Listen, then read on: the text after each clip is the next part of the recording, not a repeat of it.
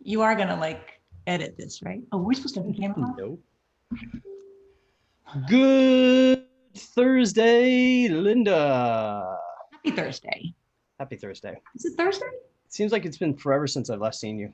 I know. And I'm still in the West Coast time zone right now. My You brain's like, couldn't have actually scheduled your trip to where we could have done this live like once. next time. I know. I know. That was dumb, right? I flew out after this was on and yeah, I know. Dumb. That's all good. Well, thank you everybody for joining us.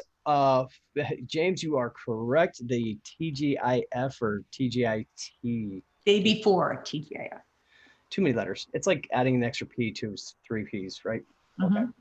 So we are in for another week of weekly sessions. We've got more questions to be answered and some other shenanigans and such. Yes. Yes. And it's nice to have people joining us on Zoom as well. So we have Danielle, Erica, James, Jan, some of the usuals, Joanne, Karen, Larry, Lynn, Richard, and Rosanna. Awesome. Thank you guys. We appreciate it. It's always very enjoyable for us to have people to laugh at us and have some fun with us. We would hate to do this and nobody showed, right? We would cry. So I'm going to run our slideshow just like this today. Just kidding. I don't know if everybody knows, but with PowerPoint Online, again, as we kind of talked about before, we'll make sure we've got our captions turned on here at the bottom, which is cool. You can actually do a full like live presentation where people can jump in and watch from their phone as well. A little bit different than doing through Facebook Live and such, but we'll nerd out about that on a different time. Yeah. Hello, Kelly Parks. Thank you for joining us on. Kelly, baby. So today, Linda, what's a good question to get everybody started off for the day? How about what's your favorite ice cream? Okay, that works. Let us know what your favorite ice cream is. Mine is double fudge brownie chocolate ice cream from Smart and Final. Do you know I can't stand chocolate ice cream? That's perfect. You'll never steal my ice cream. I would never steal your ice It would always dissipate when my mom was around. cream. So we're going to jump right in, but please add that comment into our chats. We'd love to know. And Linda, This is so this cool. is for you. Okay, so as you know, we've done this one for a bit, gone around a bit with this one with Joanne. It's a tough one, is why I'm saying Okay. it this way. But my answer, because she's trying really, really, really hard, and I just had the same thing happen with a client. He insisted I put something in a place that I knew accounting wise it wasn't right. And you taught me this. Getting the second, you know where I'm going, right? The second QuickBooks file. No? Okay. Yes, getting a second QuickBooks file that the client sees to make the client happy, but then you do your one that's the proper accounting in the other side. You're cheating.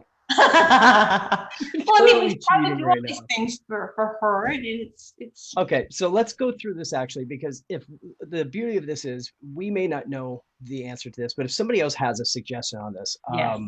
we're open to it because we did try to kind of go through some different scenarios on this, Mhm. and it was tough. So I have a client that takes in large customer deposits, liabilities, and makes large vendor prepayments, prepaid expenses that my client doesn't want to treat as billable expenses to the customer, rather as direct costs pertaining to that customer. So kind of break down part of this of it. Again, it's this type of company. I don't even know if I can break this down the right way. They basically people are prepaying for special events, prepaying for special events, and then the events can be expensive with the vendor, and they want to be able to attribute the expenses of that event against a specific customer. Mhm. And since it's prepayments, part of the deal was they really wanted to be able to look on the balance sheet, almost like basically like a trust account, to see how much of the initial large deposit has been used up against what vendors. And if I remember correctly, when running a balance sheet based off of by customer, um, they weren't able to see the vendor prepayments. So now I'm going to go look in the chat and see how well or close I did. Joanne, how did I do? Decently close? And we got a lot of ice cream flavors here. So as Joanne maybe gives me a little bit of feedback on that, we've got Mariette. Good to see you. Yeah, she was so close yet so far. We should have found a way to get together. Chocolate flavored ice cream, Moose Tracks, of course. That's a good one. Black raspberry. That sounds really good. That's mine. Uh, Hmm. I'm gonna go to the store right now. Homemade. Come on, homemade and hand churned Alabama peach. Can I I'm come going to visit? Deborah's house. I'm going to visit. We gotta win. Okay. So Jan said correct. So truly, actually, everybody, this one's going to go out to everybody that's watching it now or later. We were kind of lost as to how to try to do this, and the key challenge of this was balance sheet by customer, sub customer, and still being able to see the different transactions with the vendor, where the vendor was coming in and out. We had tried journal entry. It's been a bit. We tried journal entries on this one, right? To try to bring in with the like individual journal entries with the vendor tagged to it, but we were not having a portion of it actually showing up once we go look at the balance sheet reporting. So if you looked at it as if it's a trust account, the amount wasn't there. Right. So I'm going to come back around to this, and we'll see if anybody had any insights onto this one. So we are trying, Joanne. That's what I can tell you. Yeah, I mean, it didn't make logical sense why it has to be something the way the program was. We just couldn't make it do what she needs it to do. Yeah. And that's the hard part of this. So yeah, I don't know if there's any workarounds or if anybody has an idea that maybe they can think of that would make this show. My only idea was maybe kind of doing that other accounting in another program to give them what they need, but doing the proper accounting in the right one. So that way you can, because you've done that with clients, which I think is genius, by the way, when you get a client Yeah. that wants to get involved in the accounting, but I want to have a login. You're like, you really shouldn't have one. But if you did two files and then let them play in their own playground, it's more work, but sometimes it just solves the answers, right? So you have to have it done properly. It really does make a big difference doing it that way. We try our hardest to train our clients, but sometimes it just doesn't really stick. And the problem she said is that it happens is the decreases don't show if she doesn't filter if she filters by the customer, it doesn't show, but it's useless if it's not filtered by customer. And really the only other thing you could do is you could keep little Excel spreadsheets. I mean, that defeats the purpose of having an automated workflow technology, but you could keep small. I mean, back in the day, which she's been doing accounting like as long as I have, we used to do that. We used to have spreadsheets to keep the job costing on, and maybe there's an app out there that can do it. I don't know. Possibly.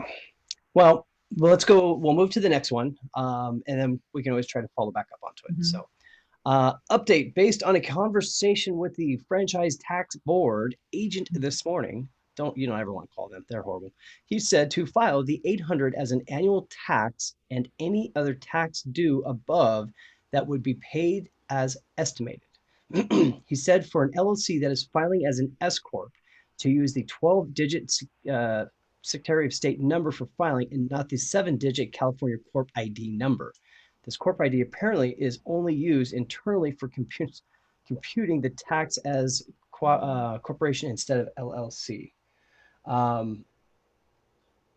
You got some serious tax going on over in California, huh? They tax everything. They Yeah. tax the tax even.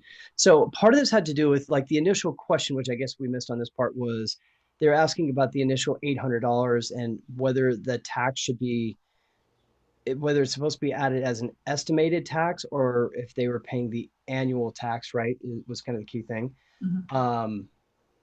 If in that scenario, like this is a very, very unique year because if it's just, I don't know if there's deferment for taxes, right? Because we've actually gone a whole extra quarter. So it actually literally could be something totally different. Did you have an answer to this one, Linda? No, it's California. I was gonna leave that one to you, but no, I really don't. I don't see. Yeah, I mean, I don't know. Next. That's 0 for 2. Good picks. Okay, I need to at least you guys know we're actually trying to pick all the questions and kind of go from there. Yeah, we're not cherry picking. Exactly. So question, I need to batch unreconcile a whole year due to payroll being a hot mess. I also realized after I reconciled that there were two bank accounts for the same one account. So I merged them. I lost all reconciliation history. So all the transactions are reconciled and there is no way to batch unreconcile. Does anyone know a fast way to start over without having to go line by line to unreconcile? So first part of this, I would say, is this is not using, um, they're not using the accountant version, right? Most likely correct. And I think that this has happened to me with QuickBooks Payroll, online payroll. You sign up and nobody goes into the payroll settings to set up a bank account, and it creates a duplicate bank account somehow. And then all the checks feed into the duplicate instead of the actual checking account that you had and that you've been using and reconciling. I have fixed this multiple times in my work, and you have to make sure that you merge the right way. If you rename the one that had all the reconciliations, they're gone. You have to rename the new one that just has the few checks, and then they'll merge and everything will be beautiful. And Correct. yeah, that's the key. It has to be done the right way. If you don't, it just will undo. Now, to do the bank rec, they could do one big giant one. Yeah, But correct. So now I'm going to cheat here because we have the accountant tools, which is not exactly fair, right? But Or you could phone a friend and the friend could do what you're going to do it for show. you. So if you go Just into don't do here, that one. you go history by account, right? And as a reminder, everybody, this is fake data. So if everything looks like it's crazy and doesn't make sense, there's a reason why. It'd be great I if love the captions, by the way. This is so cool. Apparently, I haven't reconciled any of these accounts. Yeah, there's one because I broke it for the next one of the questions. So there is one that's reconciled. Well, which account are you in the? Oh, I didn't go into this file. I went in the other one because you told me not to play in this one. Smart. Okay. Switching companies. So what I was going to try to show is with the accountant tools, of course, we have the ability, we can batch undo a reconciliation, which this is why if you haven't set up your own QuickBooks Online for accountants, you absolutely should. It allows you to link your clients in there. You have more powerful tools, super, super important. If you're primarily working as like an office manager or working for a company and doing these things, this is where maybe working with an accountant, like you were saying, Linda, would be very helpful because we could actually go in and click a button, unreconcile it pretty fast for you. Yeah. So now if I go history by account, now we should start to see stuff. So here, like here, we've got these old ones here. Do you know which one you did, Linda? So I don't break. Yeah, it's the one called just checking. If you go on it, you'll see that it's got red, right? So it'll say that it's, yeah, so that's the one that I did. And yeah, that's the one. So I'm going to, and we're doing that so we can answer another question in a moment. So here we've got these old ones here, right? If I want to come down, and let's say I wanted to undo all of these, I can come to my drop down here and I can go batch undo. Now, before you do this though, what I strongly recommend, take a screenshot of all of this with the ending balances and especially if changes. So you'd have reconciled date and ending balances, because if you just have to go back and you're just trying to match the amounts, well, if you know for sure those are correct, you can actually do a bulk reconciliation up to the date with the right amount and feel more confident that you're doing the exact, like all the stuff basically. And as an accountant, I don't know if you've done this, but I've helped people that are like trying to do this and they see like a blog that you wrote and they can't find the button. And I'll offer to do it. You know, I mean, it takes how long to do this, right? But always, especially if you're doing it for somebody, verify that balance is correct, making sure if you want to help somebody, this is what it's going to be, make them agree to it, that you're, you know, I'm doing this free of charge, I'm helping you, but I don't want any, you know, you don't want to have anybody go, I didn't want you to do that. So always try to help. I did have an idea for Joanne when you get back to that. Yeah, I'm going to wait actually because James has provided one. And it looks like Lori has as well, but I figure we'll try to tackle those all together so we can keep it kind of combined. So this would be one of the best ways to do that. Easiest, yep. And then the big giant reconciliation, and hopefully, you know, you remember which things were open. I mean, or you're going to do it month by month. Perfect. All right. Next question. Dum, dum, dum. Got a PPP loan with the bank tied to QuickBooks, Cross River Bank. I am ready to send whatever they need to apply for forgiveness. I have the application, but have no idea where to send this, and what additional info they need. Can anyone help? So regarding to this one, at the moment, there's a lot of people that have already finished up their 8 weeks. So they're probably super excited to try to jump in and get their paperwork submitted. The difficulty is there's a lot of these different lenders that don't even have a portal open yet. Right. Truly, even if they did, I would say you should probably be waiting until August, probably the first week of August, to find out if they're going to make any changes. There's whispers out there which may not ever be true, may not even happen, but there's a possibility they may do something where it's anything below $150,000, there's a loan forgiveness on it. So I would suggest if you kind of wait a little bit longer, you try to have your paperwork ready and such, you may not have to go through so many hoops. I mean, I would love for people to hire me and pay me to do consulting on it, but it's a way that you could kind of save some money ahead of time and then find out. Regarding what other additional information you would need, this is where from the beginning we've been kind of really picky on how we set everything up, because we want to button everything up with a nice little bow on top. So you're going to be looking to show all of your payroll records during that full period of time. The detailed report, of course. The FTE calculations is going to be one of the biggest portions of this.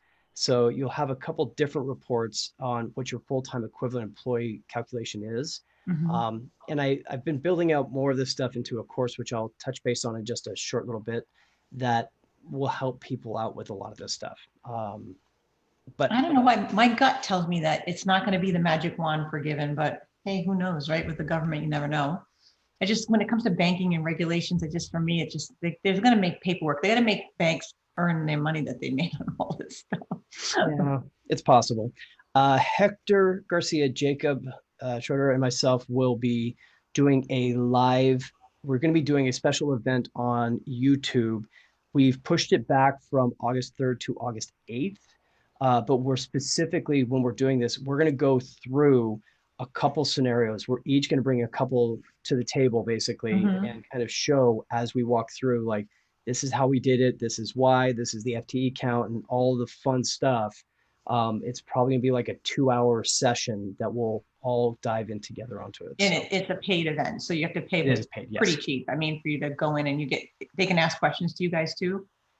Yeah, I'm sure. Yeah, exactly. So, cool. All right. So I have a restaurant client, 2/15/2020. So this is important. February 15th is one of the important dates that you look at your full-time equivalent employee count.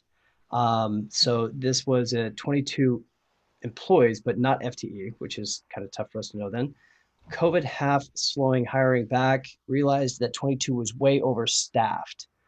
For PPP forgiveness calculations, does he have to match the EE number and the FTE, or just FTE average in 24 weeks?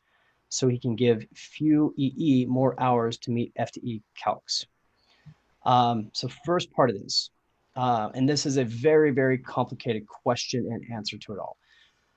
The EE, or employee count, basically, eligible employees, I guess is what EE is supposed to be. That's not the important number. It is full-time equivalent employees, FTE. And there are two ways it has to be calculated, or you can choose to calculate it.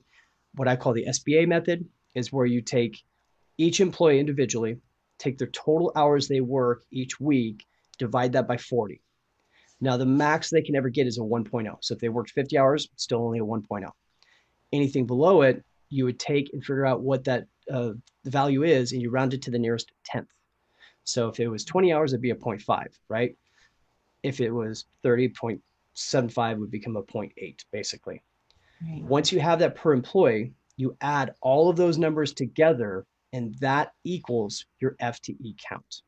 That's version 1, or option 1. Option 2 is if you go the simplified method. The simplified method is if they work 40 hours or more, they're a 1.0. If they work less than that, that means 1 hour to 39 hours, it's a 0.5. Your magic sweet spot where the switch over is at 20 hours. That would be a 0.5 either way.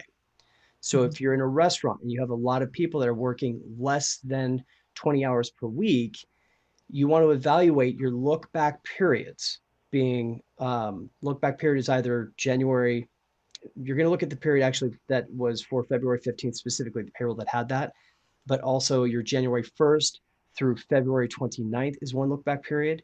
You had your prior year was, I should have this memorized, February 15th, I believe, through, I'll look it up exactly. There's three of them at the moment. I can't remember all of them, but the ones for 2019 is what I'm talking about. And you need to evaluate what your FTE count is. By doing all these different scenarios, it's a lot of extra work, but your goal is to figure out what scenario gets you the lowest FTE count before and the highest now, because it must be equal or greater for you to not have any reduction. So hopefully that does help out a bit. Second question is FTE average of 24 weeks on a day of forgiveness application. Okay, so what they're asking about here is you still have to do these other calculations, but really what it seems like since the Flexibility Act, PPP Flexibility Act, the key thing is going to be you have your covered period, but they're really looking at what your FTE total is on the date you submit your loan forgiveness application. It's basically the earlier of December 31st, the end of your covered period, 24-week covered period, or the date you submit your loan forgiveness application. And I say it that way because you're not going to usually have enough funds to go all 24 weeks. Also, there's nothing saying that you actually have to start spending your PPP money, as we know, from day one of funding. Or there's also nothing that says you have to spend it consecutively. So in other words, in California, we just got shut back down again. That means if you were spending it, but you just got shut down, theoretically, you should be able to put it on pause, then bring it back, start using it again. The difficult part with that is if people are on unemployment, you don't want to yank them back and forth. Leave them on unemployment as long as they can until you actually need them. It's interesting what you guys do in California was they took the street away and put all the tables outside in the street, which is really cool. Didn't work. I know. So in regards to that, shameless plug for myself, what I have done is I actually turned the actual form, the 3508 form, into a big old calculator. And I've set it up to where it's inside of a basic course. Let's see here. Should be this one. Wrong one. That you can go check out. And it's got a whole bunch of additional stuff inside of it. So for businesses that, like, if you're still looking at how to bring people back, I've added in a template letter for people to use. Super, super important thing is if you're bringing people back, you want to do it in writing, because if anybody's not going to come back, you want them to actually like tell you they're not coming back. That will help you possibly get more forgiveness, the reduction exemption, basically under Safe Harbor. I just saw you have two courses too. You have one on projects, so. Yes, there's also, this is the PPP one. And then the other one, of course, as you saw before, is for projects. So, yeah. If you have more questions on that, you guys can reach out, but I don't want to like horrifically shameless plug. So next one. Any questions, any of that stuff so far? Not really. No, I think people will want to help Joanne Beck though. Good. So I'm watching the time. We'll make sure we get to that. Okay. This one, I mean, who hasn't seen this, right? So this is just something that happens a lot of times. We find when we go into this happens to me all the time. Once we turn the reins over for a law firm account, it's all done perfectly. Everything ties it back, and then they get in there and somebody will delete something, and you're like, oh my God, the beginning balance is off. Basically, it's the same thing. They had a bank account where maybe the deposit went in, and the banker, the bank didn't put it in for the right amount. Maybe they transposed a number or something. So then an adjustment is made, and then it's reversed the following month. And then what happened was this person was like, this didn't happen. And they deleted it and they ruined the bank balance. If you want to go back into that checking account, we can show you. Did you say you have everything open? You wanted to show? Yeah, I had everything open. Actually, I didn't know that was the order. So let me pull that one up. Okay. Yeah, let me close this, and then share my screen. So yeah, I actually created this. So, the bank account's not ready because this, in fact, was, if I went to the register here, you could see that I had the 2 transactions in. This is just something else, but it got deleted. So you're not going to see it here. It was deleted completely. And if I go in here to see what happened, it's going to show me it was deleted. And, you know, I can see the transaction. So that's the key. You can see what was deleted. So when this ever happens, you can put it back because it needs to be put back, and you can see that I deleted it. But if I come over here and show all, you'll find the transaction in here, and you can see that you know, the bank deposit was $1,205 and the bank put it in for $1,025.91. So the $180 had to be put in. Just put this back in. Basically, you just need to go put this transaction back in, the check part, because that's what was deleted. And then you can force the reconciliation of that transaction if you want. You and I both are of the school that it looks really ugly, and that we would undo it. And because we don't want anybody ever going, what's this? Because it's going to look weird in the screen with the reconciliation. You'll even see that if I go back to here. If I go even over to here, if I go to the history, this is helpful too. If there's multiple problems, you can see it right here where the change was made. So it's a way. I mean, I would just come back in here and create the check again, and then let me come here. I'll just recreate the check that was removed, and it was, you know, cloud accounting apps, and I think I put it in miscellaneous income because it's really a non-event in this file because it's going to be money in, money out basically. I think the date was all the way back here.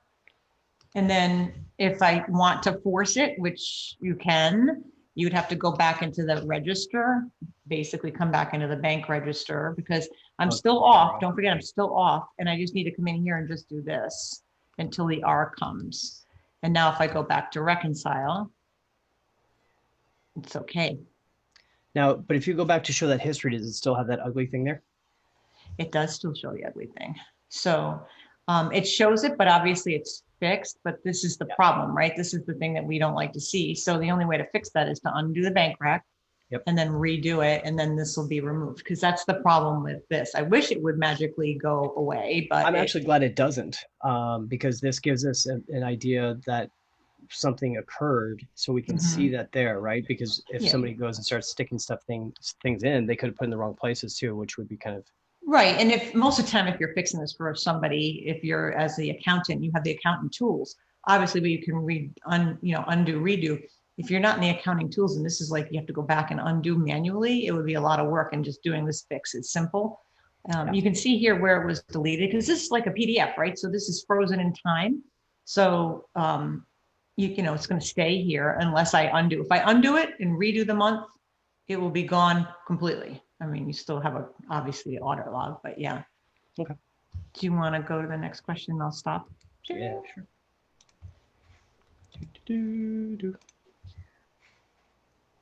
Our next question. I'm a business that has been with you all for many years. I need someone to call me at 86753. Just kidding.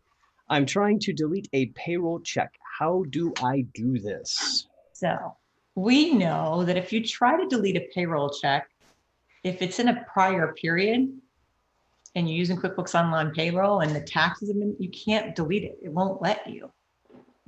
It's not going to let you delete something that's already processed and the taxes have been, that would be an even uglier mess, right? If you had the ability to do that. Oh, it gets horrible.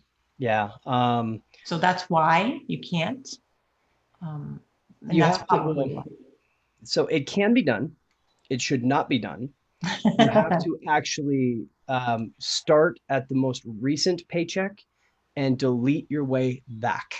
Yeah. Which is part of the reason why, like with the course of projects and such I've been doing, that's one of the biggest things that it's important people know about, is because if you want to come in, let's go to paycheck list here. And again, this is fake, so it doesn't matter. I will go this year. Probably don't have. Yeah, you have to work your way back. It would be ugly. So now these are checks, which kind of make it easier. If it's direct deposit, you're in big trouble. But this is how you would go through, like void or delete. If it's paper checks, you can go through this process. If it's not paper checks, Laura, no, I do not have a ponytail yet, but I'm feeling like I'm going to get one. But soon. Laura, they closed down, so he may have a ponytail in a few weeks. Yeah. So has this been cashed, yes or no? If we say yes, it's going to tell us to Don't you think avoid you it. should void it anyway, no matter what? I don't know, when it's payroll, I would void.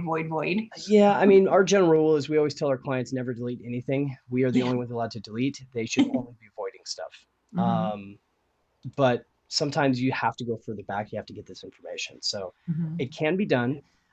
If you're doing direct deposit, let's say you put a check in and it was an accident, you can delete it the same day, no problem. If you Yep. do it any other way, it's going to have to try to correct the direct deposit payment of the payroll taxes, and it just gets ugly and muddy and gross. That typically, if you had that happen with direct deposit and you were needed to remove a check, then you have to call payroll to get that correction to happen. You can't just do it. I don't think there's maybe they've changed it. I haven't really been in Um, here, but I've been able to. is Sometimes it's it, harder. yeah. Well, if it's in a So closed period, since it doesn't, but okay. so I'm going to Hey, jump into this one, Laura's and then question. we're going to go straight back over, and we're going to do Joanne's. Okay. So adding recoverable invoice expenses to invoices. When I add expenses on an invoice, the amount shows up. However, when I add the account distribution for where it should be coded, the amount disappears even though it is still linked. So what we're talking about in this scenario is let's pretend it's like billable time, just as an example, right? Mhm. Um, and if I was to come in, we use this kind of stuff with projects all the time. I'm going to create a billable item just for the heck of it real quick here. What am I thinking? Plus sign. And we're going to go a What do I want to do? We're going to go expense, I guess, right? Mhm. We'll make it billable. Um, so we set it up. We'll say it's to Lowe's.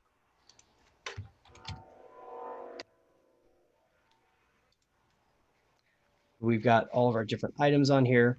Heck, we got purchase orders here. So why don't we just pull any of these in? So, because that actually Easy. makes more sense, right? Mhm. So what I just did is I added something on, which were these different items here, Mhm. which we want all of these to be billable. So I'm going to click off as billable, of course. Mhm. By doing this, I now have the ability to choose my markup amount as well, which will give me the total sale amount. Now we're going to put this to, we got it to customer first project, so I can come pull that up. So by going about it this way, with the product and services, this is going to tag the correct account on the back end the way I want anyways. So if I save this, got it for that day. Now, if I come over to my customer, we'll go to my projects, and it was Parkway First Project, I believe.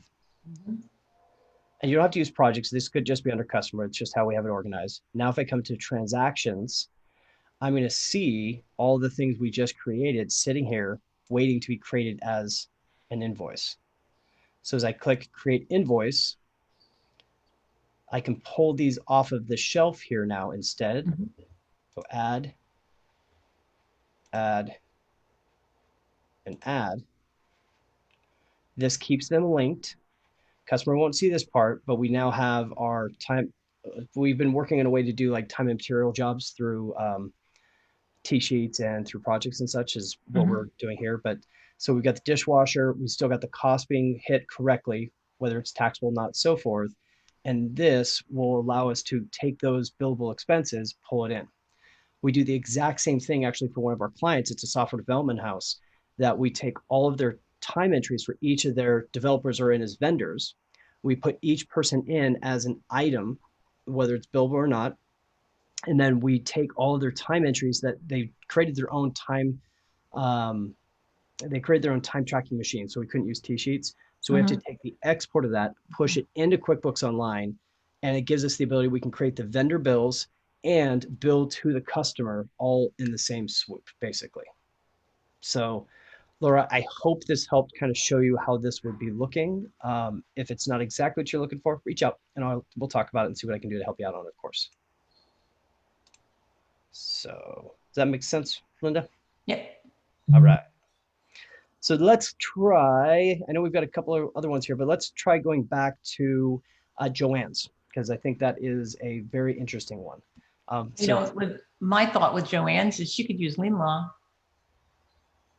even though it's not for attorneys. It's got the client advance costs, got all those things in there, and she could pull reports out of lien law and do it, use it for that purpose. It has both those pieces. Like Lori gave me the idea because she was saying about how you could try to show them. And I was just thinking about it, like that's a perfect example of she'd be able to get the reports that the client needs to get the accounting to be right. Just a thought. Um, it's an interesting idea. Um, Rosanna was thinking the same thing because it's even though it's working with attorneys, it's the same. She's got the same thing. She's prepaying for expenses though, and that's the piece that we had trouble with. And um, in lien law, you prepay like your contingency, like you're prepaying for them. So I don't know. I'm wondering if that would work. I probably have to kind of dive into that, but that might be a way. It's not that expensive. So, and so we should add on that because this happens to be in California for the specific one, you're required to right. do this as a trust account. Mm-hmm. Must. It Yep. has to be addressed that way. So, so Lori had put in Facebook, can you treat this similar to advanced client costs for attorneys? Whereas the billable expense is considered advanced client costs, and then the customer deposit is also recorded as advanced client costs to offset the billable expense. Make sure the customer is always entered for both the billable expense and the deposit, and then pull a transaction journal to include the customer, and then do a pivot table to see Mm-hmm. the balance by customer. So it seems like we tried actually getting pretty We close in tried. this, where we were even doing like the journal entry to like offset it, but it's still, even when we did the journal entry, it didn't show up. So we'd have to export and then do some other way at that Because point. it was like in unspecified. Remember, it was hidden because we're like, where did it go? We couldn't make it show the client name, even though it was clearly marked. It was the strangest thing. Yeah. And then I think, Kelly, I think this is, you were talking about the same one, which is, I think what's happening is for some reason she's changing the account. When you change the account, the amount reverts to zero. Maybe a different question. So, Mhm. yeah. Then James actually in the chat in Zoom had said, in another file, use a fictional invoice part. So customer invoice chips away. Vendor, same thing. Um, so Joanne, did we give you some kind of, hopefully we gave you some new things to try, and you'll be able to come back and give us some insight on that also, if it worked or Mhm. not. It's a tough one. Sometimes Joanne says she said she's tried it all. So We have. ultimately what that means, because I've actually seen your questions throughout the social media as well. If you find a product that does 80% of what you want it to do, you found a great product. If it does 100%, you developed it yourself. So it's Yeah. going to require doing something outside the product is really what I think. So thank you for the Mhm. stumper though. Um, all right, I created bonus checks, but forgot to print before I submitted them. Where can I find them to print? Well, if they're not submitted, do they exist? Like they didn't finish processing? I'm guessing. I'm trying to figure out. But I forgot to print before I submitted them. I mean, I've had that happen where a client will call me and say, I hit the button and I forgot to print the checks at the end. I don't know where. I'm like, they're in your check register. They're there. You just Yeah, can't get the nice little click box to print them. But I'm thinking that maybe, it would be go to payroll, run paychecks, right? So if mhm, I come back right, here, come to this one, and this is assuming QBO, because most right. everything always is QBO. If Yeah, we came here, go to paycheck list, you should literally see them listed here. yes. So that's easy too. I mean, easy. That's the easiest way. But you know how when you're in the module and then if you just hit exit by accident, then you lose that screen. Yeah. Uh, all right. And then, so this was, I believe this is about the QuickBooks Online desktop application. Is that It's correct? the apps. And I've never obviously don't use the Windows one. Do you use it Actually at pretty good. all? Yeah, Okay. I do sometimes, not all the time. But I do enjoy it. They've gotten a lot better being able to access all of our different company files. The nice Mhm. thing is it doesn't log you out. So like you can have it open all the time if you want. It's just kind of sitting there, so it's a little bit more efficient. But it basically creates like a fake little browser, Mhm. you know, I'm unique. wondering if anybody who has a Mac has tried the Mac app because I tried it That's initially in the beginning and it was crap. So I just never used it again. And I just never ever went back. And if maybe it's better, it's most likely better now. I know you'd love that part of the story. New feature month end review. Yeah, they've been working on this one for a while and it's Yeah. really cool. Kind of replicates what we would do. We've been doing manually. I'm wondering how many people that are here that have been doing, I know a lot of people that are here have been doing the accounting work and the bookkeeping work for a very long time. And if you even notice this because you have your own processes, but it's really cool. And it's something they announced at QuickBooks Connect last year. Yep. I really, it's really interesting that they've got this whole thing and this way you don't miss any steps. There's a lot of different app companies that are all going in this like direction, and it Mhm. totally makes sense. Like we need it. It's the ability for us to be able to review the data, make sure what Mhm. we've got coming in is good. Mhm. This one's going to be pretty ugly because, well, it's a fake company file, right? But what I like about it is you can go through. I love the fact one of the things you can do on here is any transaction that doesn't have a name on it, it'll be able to pull up the list of them, and you can actually go through and quickly add names. Here you can see uncategorized transactions pop up. Here's the payee name ones. So I'd come in and I'd click on this. It'll open up, and I can just call it whatever it is. Mhm. It's Linda, whatever. Boom, save it, add it on.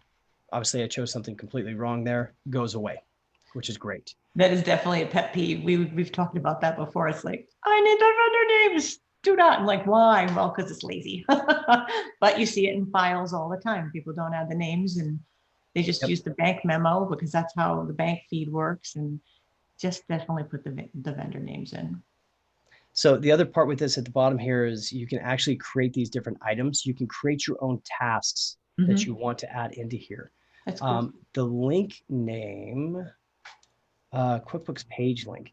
Here's an Hmm. interesting thing. I wonder if you could actually, okay, I'm going to just cheat and try this real quick. Pushing Reason buttons. being, dang it. Has to Oh, be a well. QuickBooks. I was hoping it could be something outside of QuickBooks because you could actually have this would be kind of a hack that you could do to do your own checklists and such. But Mhm. this is great. So, like a QuickBooks page, I guess it's kind of a weird one. So you can add your own stuff, you can delete them. Looks like you can go and mark waiting done. So that's kind of cool. And then at the top here, you've got your transaction review, account reconciliation, Mhm. whether they've been reconciled or not, loans. I mean, it's getting And they've there. been working on this. So this is, and you know, it's just going to get better and better. That's what's really cool about Yeah, I think I'll dive into this better and it. Mhm. then we can talk about it more maybe Yeah, next week on it because this actually is a really great it's, functionality, great it feature. really is. I love it. And it's just, I just noticed the pink new and that's how I knew. So, but pretty neat. So Mhm. from there, now I wanted to put this picture up here. Chris was on last week. Chris just moved locally to the 805 area. If everybody hasn't figured out yet, you guys are always welcome to come visit anytime. So anybody who's interested to move or like move or visit Ventura area, please reach out, let me know. I always do my best to take the time to connect. We had Mhm. a great opportunity while Linda was here to go up and visit Chris and Deborah and in their new home. So it was, Beautiful new home. yeah, it was great. It was a lot It of was a fun. blast. They're good people. So Yeah, they are. thank you guys. And then next week, Linda's the superstar with the stuff coming up. What you got Yeah, going I'm on? going to be on QuickBooks Power Hour again with Dan and Michelle Long, Dan DeLong and Michelle Long. And we're going to be, it's going to be fun. We're going to have a attorney come on and we're going to walk through the steps of how to work in the legal industry and just talk about the nuances of working with attorneys. And Dan's bringing on somebody that he knows it's an attorney. I've not met him, but we're going to do really a really unique show. And I think they're going to be doing other nuances, niches. So it'll be fun. I think it's pretty neat. Yeah. And then after that, you've also got, I got the Lean Law Accounting Pro meetup, and that one's going to be interesting. Really talking mid-market, Lean Law and QuickBooks are coming to some kind of a, I call it a partnership, and we'll be talking more about that next week once that's really out for official notice. But this is great, and it's going to be fun. We're going to talk about mid-market, how to service your clients, how to work with your team, You get bigger, when you get to the bigger files, you get to working with more people, and it's going to be really interesting. We're talking about some of our processes and procedures, and Sarah will also be on it with me. Cool. Well, on that note, we shall end it for the week. And as always, then, here's wishing everybody a very successful week. Yes, thanks for joining us. Bye. Bye, guys.